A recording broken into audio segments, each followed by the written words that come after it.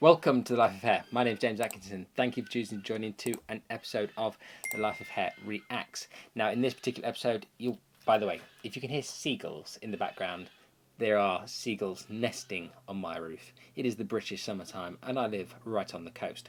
Anyway, sorry about that. Anyway, we are back with Stella. Now, we've done a video on Stella before and I really like her videos. I like her personality and demeanour, all the rest of it. So if you don't know about Stella, then please go and check her channel out. Subscribe if you enjoy what you see. But a big thank you to Stella for all of the videos she makes. I personally really enjoy them. This one's an interesting one. I've only seen the first 30 seconds or so. I don't know how it's going to turn out. We'll watch it together. Anyway, on with today's episode. Okay, let's see what Stella has to do with her hair today. On right now, like even my tattoo is like really blending in. And then I unleash my hair and it's just like, wow. Like... Okay. That is a lot going on. Orange, yellow, red. The ends are sort of brown, muddy brown. Okay, let's see what she's going to do to it. Like to break. So look, it's time for a change. Today we're dyeing our hair green.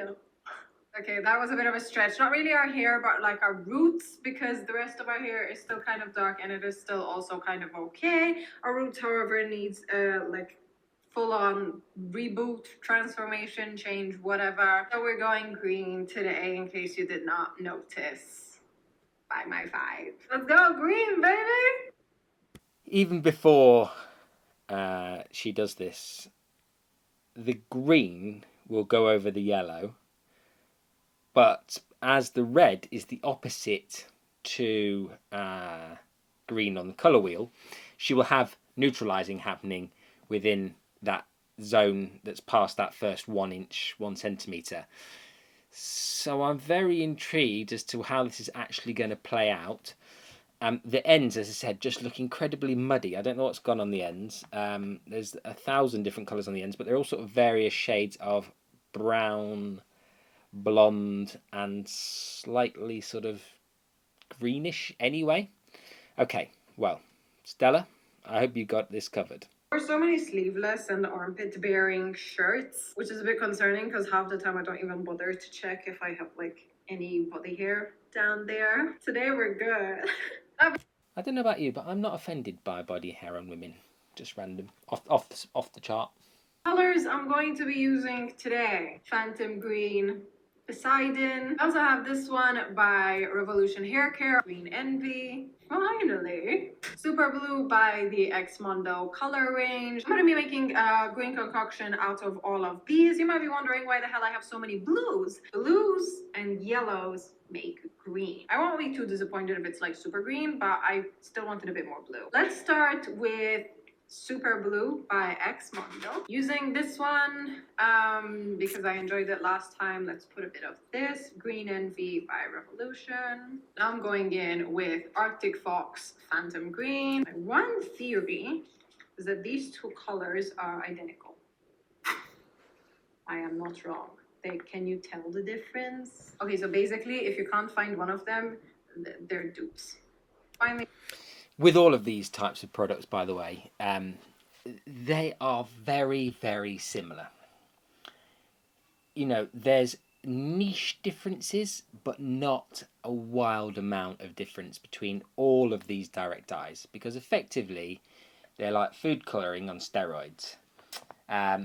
They're food colourings or basic single molecule dyes mixed with conditioning agents to create these vivid colours. Not all of them are based on purely on conditioner, but conditioner is designed to deposit into the hair. So most of them are based on conditioner. And yes, there's millions and millions of colours in the world, but obviously within, you know, certain degree of one another, one's a green and the other one's a green. So, you know, were they exactly the same? Well, yeah, within a close enough remit of, you know, them being exactly the same. Because that's the point, is that the reality is that there isn't that much choice on the market. There's one brand copying another brand who copied another brand, and then some people will turn around and say, well, their brand's unique. In which way? Because these products are all fundamentally pretty much the same, unless they're putting bonders in there or some kind of collagen product that's going to make your hair, I don't know. But, as, you know, ultimately, that's all they can do to stand out. I'm adding Poseidon just so I go full circle and add all the colors that I picked out. Oh my god. All the colors I picked, they're just identical colors of each other. Okay, so she has created what I would describe as something that is just very, very blue. I mean, that is pretty blue. When she puts that over the yellow, she's going to get green. When that goes over the orange, it's going to neutralize. And when that goes over the red, it's going to turn purple. So she's going to have green, neutral, or slightly bluey orange, because it's going to be much more powerful than that orange. And then she's going to have purple. And then she's going to have...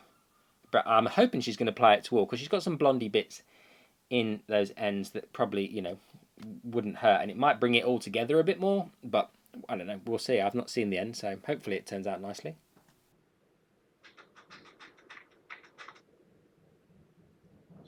Let's do this. First things first. Yummy. You know, one thing I didn't consider? What about this? This is kind of red. What the hell do I do with that? Oh my god. Wow, that is pigmented. I mean, look, there's no hint of yellow left.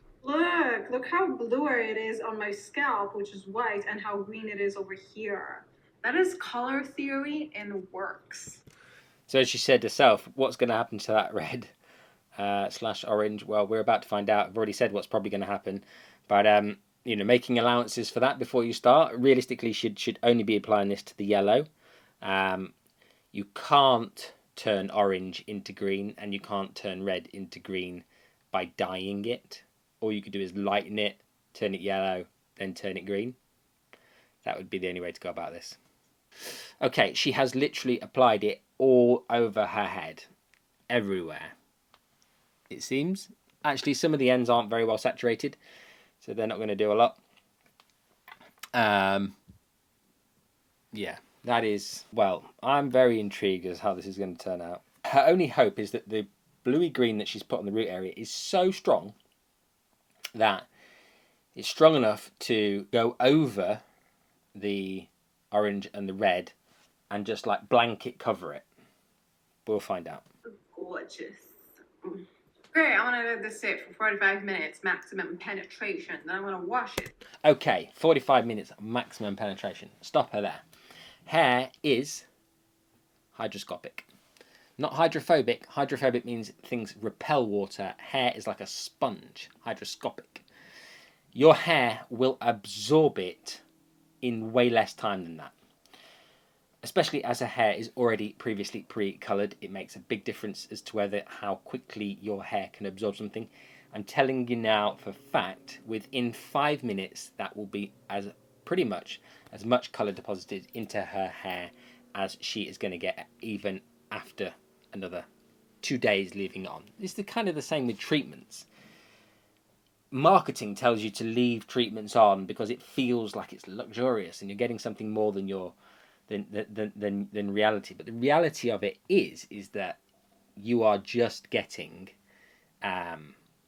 exactly the same amount of deposit of product into the hair after that maximum 10 minutes maximum, and that is really kind of taking it to the extremes of how long you should probably leave something on your hair for maximum benefit. It's not going to absorb into hair anymore for 45 minutes or not. The only time that matters is there a peroxide? Have you mixed two products together? And is it bleach? Do not over process or follow the manufacturer's guidelines to the T is more important than anything, but don't leave it on longer because then you will get either extra colour deposit, darker results, or damage from leaving the product on too long. Now, nothing's going to happen to her hair if she leaves it on this long, but it's something to bear in mind, most definitely. I'm wearing the wrong lipstick. Kind of like Shigo from Kim Possible. As I said, if we look, actually, if I point the cursor in this area, we got brown, which was obvious what was going to happen. We got the green to neutralise the red and the orange, and it's sort of different shades of brown. It fades from one to another. The roots are green, like really green, and actually quite a nice green, to be fair, if you like green. Oh, not everybody likes green in their hair, but this is working for me. And then, because she did take it all the way through, and I wasn't 100% sure if she did, you can see she's got some greeny pieces travelling through towards the ends where she had some highlights in her hair. And obviously that is working out for her. So she did what she set out to do. She got away with this zone here, I believe. It's quite a nice chocolate brown. And she's got green roots. So Bob's your uncle. Stella, you did what you set out to do, girl. Well done. Thank you for your video. Thank you for your time, everybody. And I'll see you in the next one.